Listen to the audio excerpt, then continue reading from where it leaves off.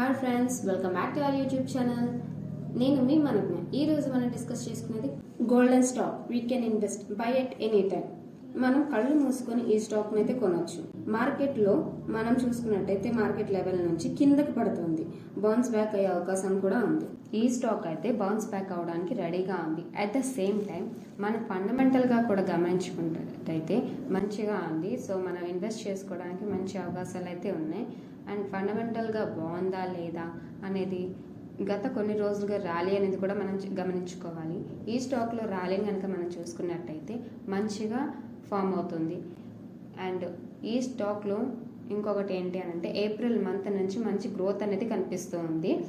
Current level నుంచి ఇప్పటి నుంచి చూసుకున్నట్లయితే ఏప్రిల్లో మంచి గ్రోత్ అనేది అండ్ మనం చెప్పుకునే టాపిక్ వచ్చేసరికి సన్ ఫార్మాస్యూటికల్ ఇండస్ట్రీస్. ఇది వచ్చేసరికి pharma sector and market cap వచ్చేసరికి 3,84,557 CR దగ్గర అయితే ఉంది. అండ్ పిఈ రేషియో కనుక మనం చూసుకున్నట్టయితే 43 దగ్గర ఉంది. అలాగే కరెంట్ ప్రైస్ వచ్చి 1,608.45 దగ్గర అయితే ఉంది.